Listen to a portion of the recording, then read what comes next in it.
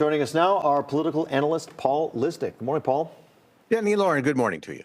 Nice to have you with us after a long night, Paul. Well, we thought the night was going to be much longer, right? We thought that this might not even be called this morning or perhaps later in the week. So why did this happen so fast? This is a decisive victory for Donald Trump. What are some of the key reasons he won so decisively?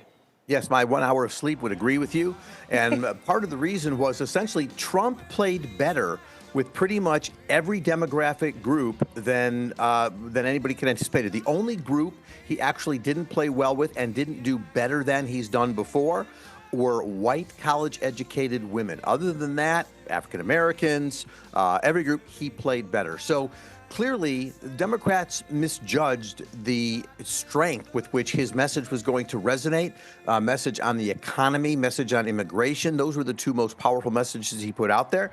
That's what rang true for a lot of people, and that's what sent him back to the White House.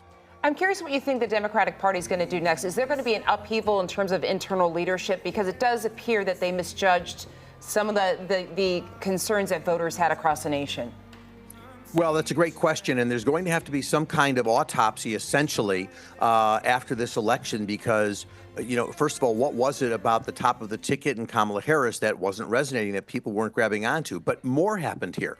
The Democrats lost the Senate. Now, candidly, that was expected to happen. There were a lot of tough races there, and there's some races still not yet completed. But the Democrats have lost the Senate in this process. That means that Trump pretty much gets all of his picks, certainly for his cabinet and for judicial positions, that kind of thing.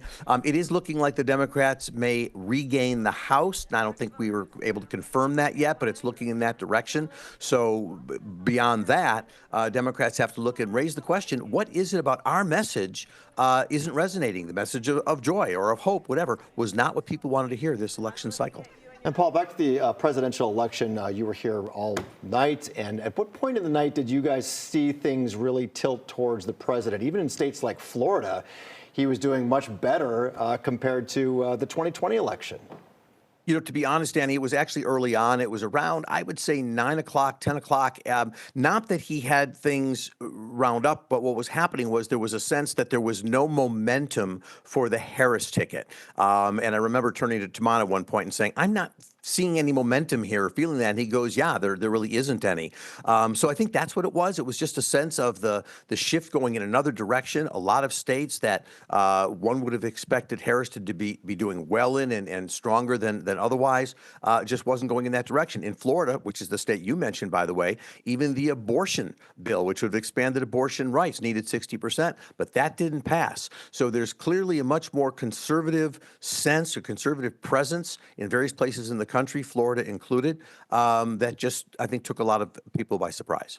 What do you think, and this may be really hard to say at this point, but what do you think a Trump presidency looks like in the first few weeks? Like, what is the first thing that you think he might try to tackle?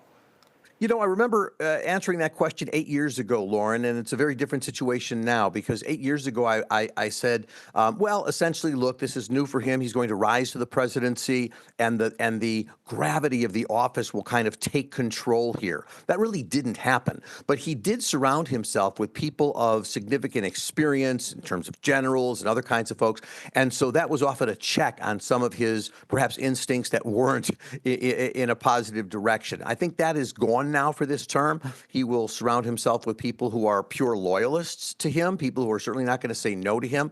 And of course, we have the Supreme Court that has stepped in and basically made the presidency immune from pretty much any kind of allegations or challenges. So I think we're going to see an emboldened Trump. Look what he's promised. He's promised that we're going to see mass deportation on day one, and we're going to see drill baby drill on day one. He may do something with the drilling. I'm not sure the deportation plans will really go to his specifications and what he expects. But I think we'll see a much faster moving Trump, and I think you'll see it on day one and without many guardrails to what he wants. All right, Paul, thanks so much for your time this morning. Get some sleep. Well, I'm coming in. We'll see you on Saturday later. All right, well, We'll see you soon, we'll sleep tomorrow. All right, thanks.